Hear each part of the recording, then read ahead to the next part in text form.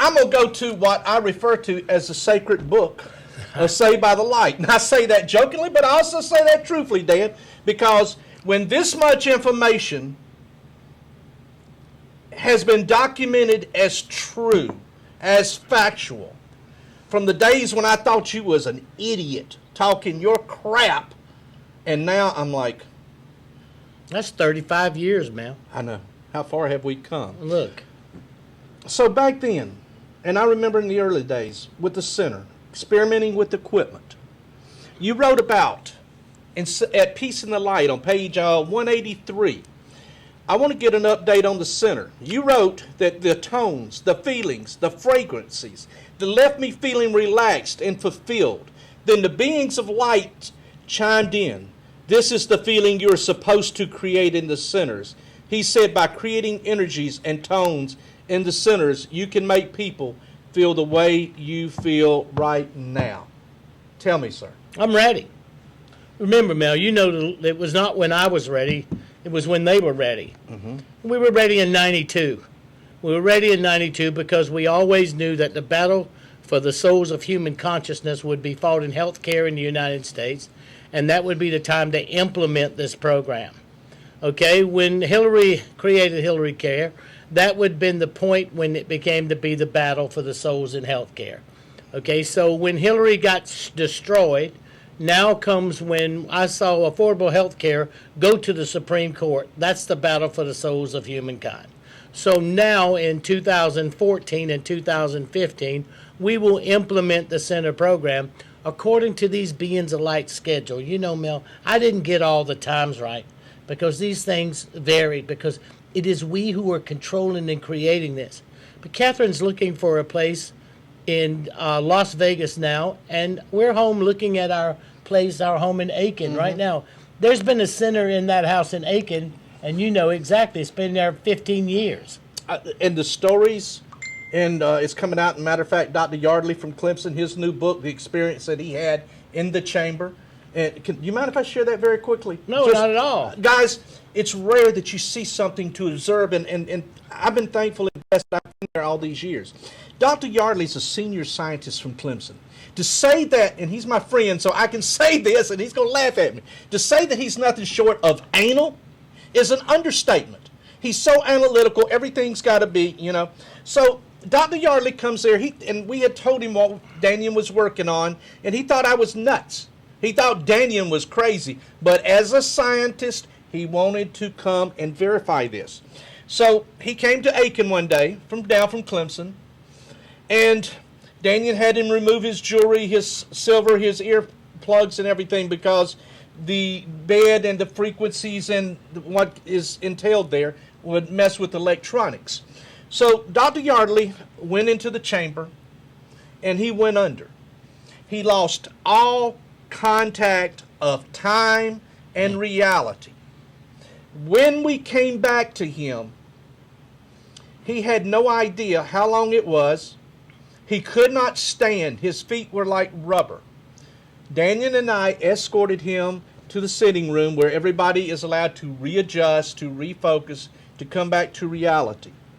As soon as he got his legs up, he says, I got to make a phone call, and grabbed his phone, and he went out the door. Now, here's a man, very analytical, picking up the phone, and you know what I'm fixing to tell, and calls his mother in Texas. His dad is in the hospital, and he is bleeding. The doctors has run tests, upper, lower GIs. They cannot find the bleeding. And Dr. Darrell says, he calls his mother up, and he says, Mama, I know this sounds crazy, but tell the doctors I know where Dad's bleeding. They need to look behind his left lung. Darrell literally traveled instantaneously to Texas, visited his father, saw inside of his father, and saw the issue. Now, as crazy as that sounded in asking the doctor to please look, the reality is, folks, it was real. Man, we have 100 of those. Look at Joan Rivers. Oh, yeah. Well, Raymond and I went on Joan Rivers, and I like Joan Rivers, but she's talking trash. So I invited her down. I said, come on down. Joan Rivers comes down. She goes through the program. She gets on the bed. She sees her husband, but she wasn't interested in him. So she goes to California. She's in Alabama, everybody. This is on YouTube, too, now. She goes to California to where Melissa, her daughter, was. She saw Melissa in the shower. She saw the outfit that Melissa had laid out on the bed, one piece she had bought, the belt, the dress. She saw all these pieces. And so when she came back from the place, you'd think she would want to see a departed loved one. But what she wanted to do was look for where her safety was. So she went to Melissa. She said, well, what do you think? I said, well, let's call her up. So we called Melissa. Melissa, what were you doing 20 minutes ago? I was taking a shower. What are you going to wear?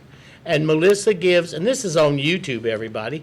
Melissa gives an exact accounting, almost identical to the way that Joan had seen it, because she traveled to see her daughter. These things, Mel, once you understand how that system works, and it's the final part, it's the final vision. And when I talked about the World War III, or era of peace, the battle for health care, and people immigrating over here illegally, okay, all of these says the day is set. And this is the time frame that they saw in this next 2 years to initiate this program exactly as affordable health care comes out. Affordable health care has 9 pages of complementary and alternative medicine, which will be able to be paid for, which is the first time in history a complementary therapy will be used, and this system is ready. I'll tell you the one about this is another funny one. This guy was a New York City commercial banker. Anal retentive, tough guy. You knew him well. I won't say his name. And he wouldn't speak to his children. He was gruff and angry and bitter. So his children asked him to let him come over to our house in Aiken, and the house in Aiken. And he came over and he said, I'll try anything, just trying to appease them. And he came out of the bed. He went through the steps. It's not just the bed. It's 7 things, 5 really important things. And he went through each one of those. The biofeedback's just as important as the bed. He went through each of those things. And he came back and he sat down just like the other guy, but he was in a trance. And we had to, you just keep playing music and let him come out of it. He came out of it and went home. The next day he called his children and invited them all over for dinner. First time in 7 years. And the son came over and asked me what happened to his dad, and I wouldn't, I knew, but I'm not going to tell people's business. Sure. He sat him down and told him while he was in this experience, he met his wife, and they resolved their issues because she died of alcoholism, and every time he saw those children, he went through the pain and anguish of watching her kill herself with alcohol, and he couldn't handle it. And he met with his wife, who had died like 10 years earlier, who had passed like 10 years earlier, and he found resolution. If these things are possible, Mel, if I didn't interpret some of this stuff as perfectly as if I was some kind of genius. I'm just some jackass from down the road. But this happened to me, and I wrote it down, and Paul Perry helped co-write this book exquisitely. If these things have happened, then as this center program moves forward, the ability not to be afraid, the whole purpose of this was not that you could communicate with the other side, which happens to people. You wouldn't believe this stuff. I had a guy the other day that's an expert. He built his first app and sold it for $50 million. He's in Silicon Valley. He's building another one that's already for sale. And he came because he studied the book. He came. Here's a guy that went to Jupiter.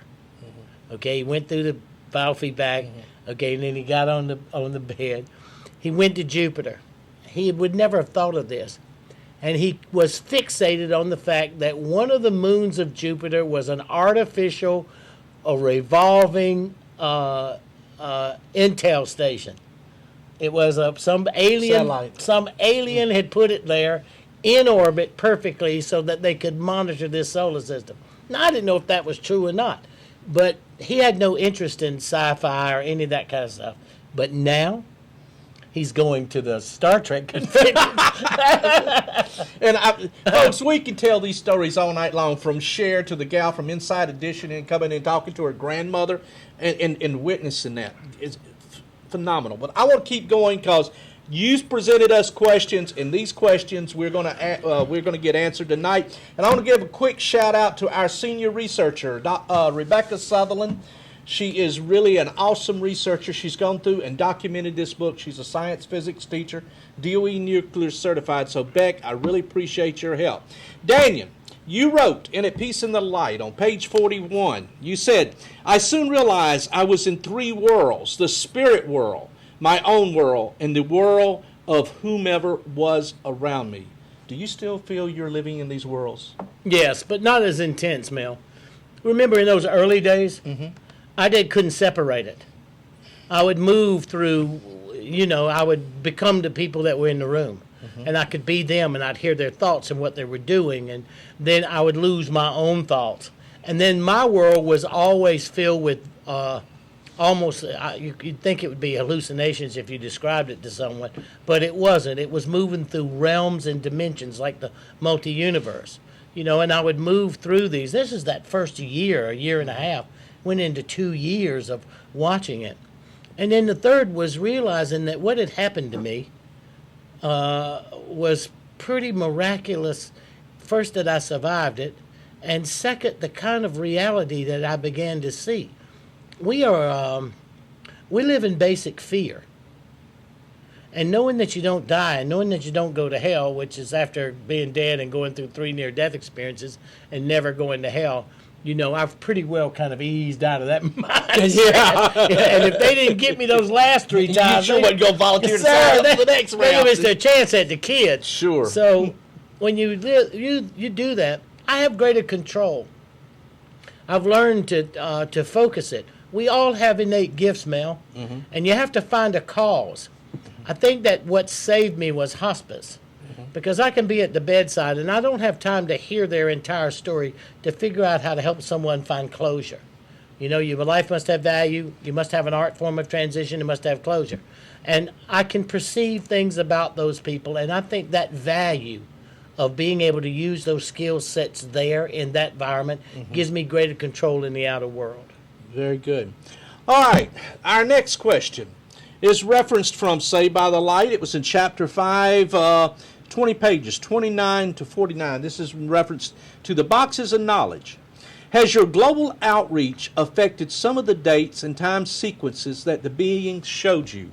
And did the global leaders use your knowledge to affect the political realm of the world? Well, I have to take pride in parts of that, Mel, because watch. When Saved by the Light came out, and when I decided to write Saved by the Light, we were losing. Raymond was a philosopher, and they had back when Amazing Randy and all these neurophysicists and oxygen brain deprivation and temporal lobe seizures and frontal lobe seizures and all kind of anaphylactic shock, and we were losing the battle about whether there is life after death, okay, and whether the near-death experience was valid.